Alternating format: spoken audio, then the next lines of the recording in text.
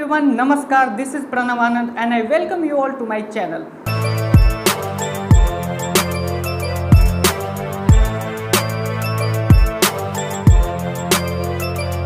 Today I am going to discuss a very interesting topic with all of you called figure of speech.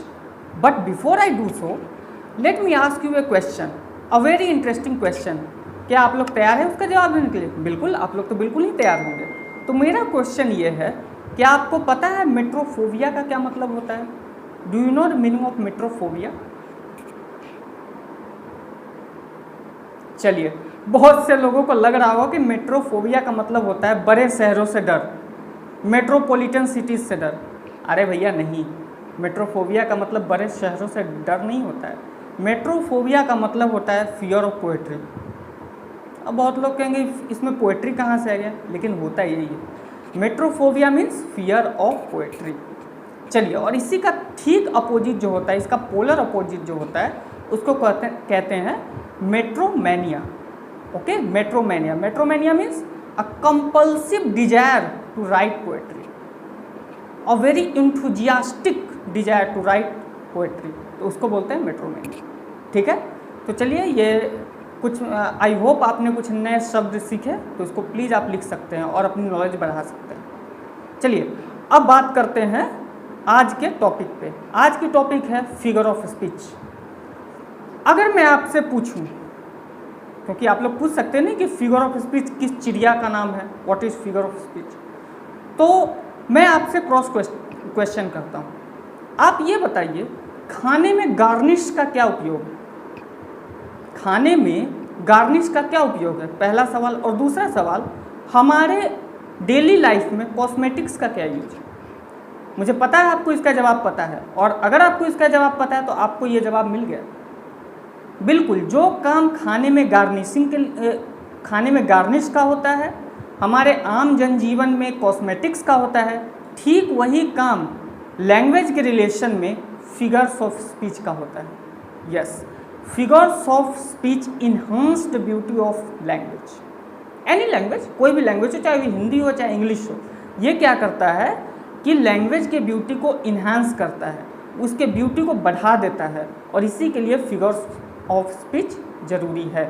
अगर मैं कहूँ वो तेज़ दौड़ता है और वो घोड़े की तरह दौड़ता है, दोनों में डिफरेंस हो गया ना। और वो घोड़े की तरह दौड़ता है, ये सुनने में लगता है अच्छा, यहाँ पर तो थोड़ा मतलब अच्छा यूज हो गया, तो उसी को बोलते हैं फिगर ऑफ स्पीच, जो कि लैंग्वेज के ब्यूटी को इन्हेंस करे। तो फिगर ऑफ स्पीच तो बहुत होते हैं, और एक वीडियो में संभव नहीं है कि मैं सबको डिस्कस करूं, तो मैं आज 5 से 6 डिस्कस करूंगा और बाकी अगले वीडियो में डिस्कस करूंगा। ठीक है, आर यू रेडी? चलिए, बहुत अच्छी बात है। शुरुआत करते हैं पहला फिगर ऑफ स्पीच, जिसका कि नाम है सिमली। हाँ भाई, सिमली, इसको स्माइल मत पढ़ लीजिएगा, हाँ स्माइल करते हुए पढ़ सकते हैं। Very nice. चलिए, तो सिमली क्या होता है? सिमली का मतलब होता है जब हम दो चीज़ों का, दो डिफरेंट ऑब्जेक्ट्स का कंपेयर करते हैं। ध्यान से सुनिएगा, दो डिफरेंट ऑब्जेक्ट्स का कंपेयर करते हैं लाइक और एज का इस्तेमाल करके, तब जबकि दोनों ऑब्जेक्ट्स में कोई ना कोई एक फीचर समान है। फिर से सुनिए, when two objects are compared with the help of like or as having at least one feature common in both of them, right? Example, हाँ बिल्कुल, एग्जाम्पल से मैं आपको समझाऊंगा। जैसे अभी मैंने एग्जाम्पल दिया था, he runs like a horse, वो घोड़े की तरह दौड़ता है। अब मैंने क्या किया, दो डिसिमिलर, ही एक ह्यूमन बीइंग है, हॉर्स एक एनिमल है, मैंने दो को कंपेयर कर दिया लाइक और एज के साथ, और दोनों में समानता क्या है कि दोनों तेज दौड़ते हैं। लाइक, राइट, समझ में बात आ गई।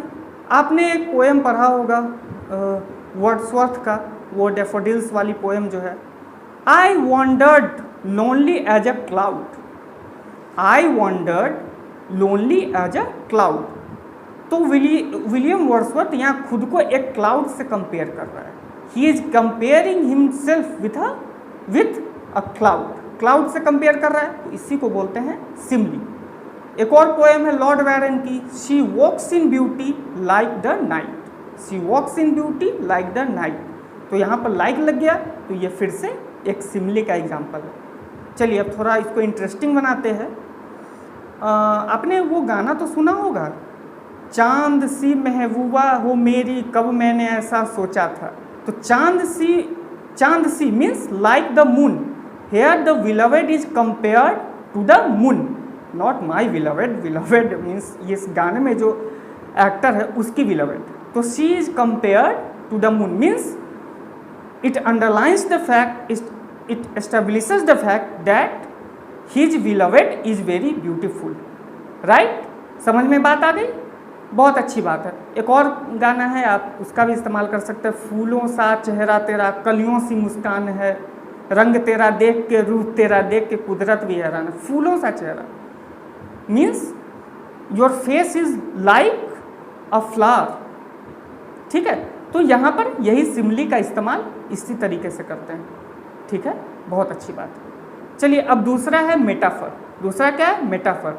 One of my friends use to call it माथा फोड़, ब्रेकिंग वंस हेड। आप लोग ऐसी गुस्ताखी मत कीजिएगा, दिस इज कॉल्ड मेटाफर। अब भैया मेटाफर क्या होता है? देखिए, मेटाफर जो है इसको बोलते हैं इम्प्लाइड सिमली। अब इम्प्लाइड सिमली क्यों बोलते हैं? Metaphor means implied simile. अब देखिए इसको इम्प्लाइड सिमली क्यों बोलते हैं? इसमें भी हम क्या करते हैं, दो ऑब्जेक्ट्स को कंपेयर करते हैं, ठीक है, लेकिन लाइक और एज का यूज नहीं करते हैं, पहली बात। दूसरी बात क्या है? दूसरी बात ये है कि इसमें ऐसा प्रतीत होता है कि एक चीज़ के बदले हम लोगों ने दूसरा चीज़ यूज कर दिया है। ठीक है, एक चीज़ ने दूसरे चीज़ को रिप्लेस कर दिया है, उसी को बोलते हैं metaphor. Right, very nice. Example से समझेंगे और ज़्यादा क्लियर होगा। जैसे the camel is the ship of the desert. Camel जो है रेगिस्तान का जहाज है। अब लीजिए, तो रेगिस्तान का जहाज कहिए या कैमल कहिए, दोनों एक ही बात है। Right, he was a lion in the war. वो लड़ाई में एक शेर था, शेर जैसा नहीं, शेर ही हो गया था, ऐसा लग रहा था जैसे शेर की आत्मा उसमें घुस गई। तो इसी को बोलते हैं मेटाफर। अब बात समझ में, और मैं एग्जांपल्स देता हूँ, लिटरेचर से भी मैं एग्जांपल्स को देता हूँ, कुछ मूवीज़ से भी एग्जांपल दूंगा, स्टे ट्यून्ड। अब देखिए, आप लोगों ने मैकबेथ अगर प्ले पढ़ा है तो उसमें मैकबेथ जो लाइफ के डेफिनेशन देता है वो डेफिनेशन तो आपको याद होगी। अगर नहीं याद है तो नोट कर लीजिए, it is very very very important. वो क्या बोलता है लाइफ के बारे में मैकबेथ? जब उसकी वाइफ की डेथ हो जाती है और जब उसको ये इन्फॉर्मेशन मिलता है तो वो लाइफ का डेफिनेशन बोलता है, life is a tale told by an idiot full of science and fury signifying nothing. Life is a tale, life is not like a tale, life is a tale मतलब जिंदगी एक कहानी है। ठीक है, तो कहानी कहिए तब, जिंदगी कहिए तब, बात एक ही है। राइट, तो इसी को बोलते हैं मेटाफर। पहला एग्जाम्पल। दूसरा एग्जाम्पल, आपने वो गाना तो सुना होगा, वो मूवी हम साथ साथ है मूवी का, ये तो सच है कि भगवान है मगर फिर भी अनजान है, धरती पे रूप माँ बाप का उस विधाता की पहचान है। तो यहाँ देखिए, here parents are being compared to God. यहाँ ये नहीं बोल रहे भगवान जैसे, यहाँ उनको भगवान ही बोल रहे हैं। ठीक है, उनको मतलब भगवान कहिए तब या माता पिता कहिए तब, बात एक ही है। कंपैरिजन कर रहे हैं, लाइक और एज का यूज नहीं कर रहे हैं, और एक जो है दूसरों को रिप्लेस कर सकते हैं, उसी को बोलते हैं metaphor. I think now it is very very very clear to you.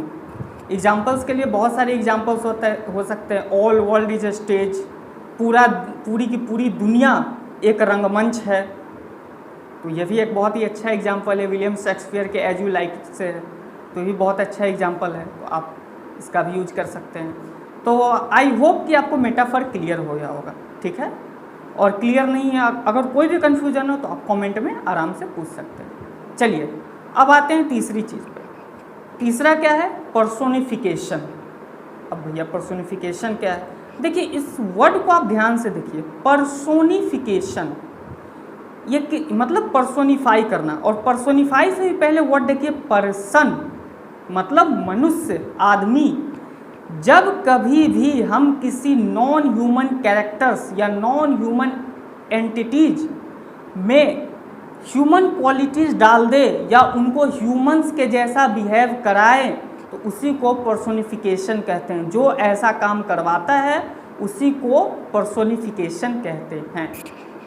अब पर्सोनिफिकेशन का एग्जाम्पल, जैसे an opportunity knocked at my door, टक टक, an opportunity knocked at my door, अवसर ने मेरे दरवाजे पर दस्तक दी। अब आपको तो पता ही है भारत के लोग बहुत ही तेजस्वी है, तो वो लिख सकते हैं an opportunity pressed the doorbell. अब आपकी मर्जी है भैया, जो लिखिए, बहुत तेजस्वी लोग हैं भारत में, तो ये भी लिख सकते हैं, ठीक है। तो यहाँ पर अपॉर्चुनिटी, अब देखिए अपॉर्चुनिटी क्या ह्यूमन बीइंग है कि आकर ठक ठक ठक ठक गेट पर कर रहा है? नहीं। अब इसको हम लोगों ने ह्यूमन जैसा बिहेव करवाया, राइट। दूसरा एग्जाम्पल वो डेफोडिल्स का ही मैं देता हूँ। विलियम वर्ड्सवर्थ ने कहा कि beneath the lake, sorry, beside the lake beneath the trees dancing in the breeze, something like that. अब मैं एग्जैक्ट लाइन भूल रहा हूँ। हाँ, beside the lake beneath the trees fluttering and dancing in the breeze, मतलब daffodils जो है वो जो है डांस कर रहा है ब्रीज के, मतलब हवा के सहारे वो डांस कर रहा है। अब बताइए क्या डेफोडिल्स प्रभु देवा है कि डांस कर रहा है? नहीं है ना। या माधुरी दीक्षित है या ऋतिक रोशन है कि डांस कर रहा है? नहीं है ना ऐसा कुछ। यहाँ पर क्या है कि उसको हम लोगों ने ह्यूमंस जैसा बनाया है, ठीक है। तो ये एक एग्जाम्पल हो गया।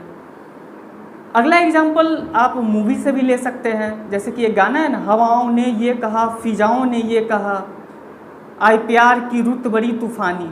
अब हवाओं ने ये कहा, क्यों? हवा ह्यूमन भी ना कि आपसे बात कर रहा है, आपसे कम्युनिकेट कर रहा है। फिजाओं ने ये क्या ये लोग आपसे बात कर रहे हैं क्या? सच में नहीं कर रहे हैं ना।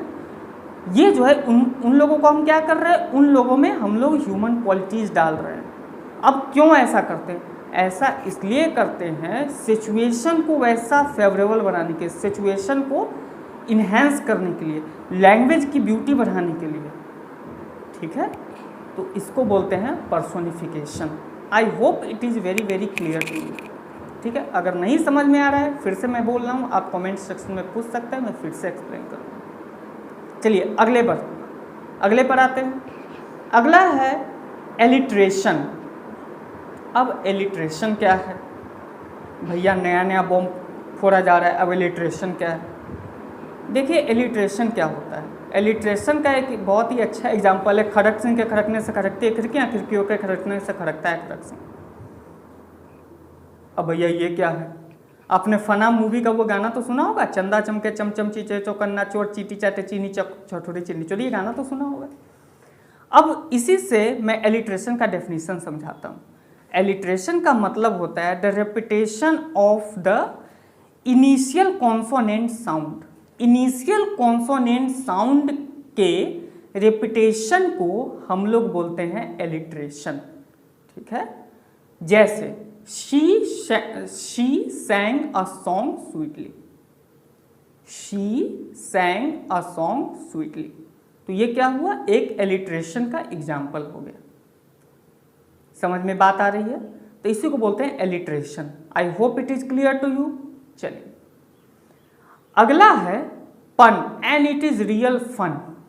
बिल्कुल, पन जो है इट इज रियल फन।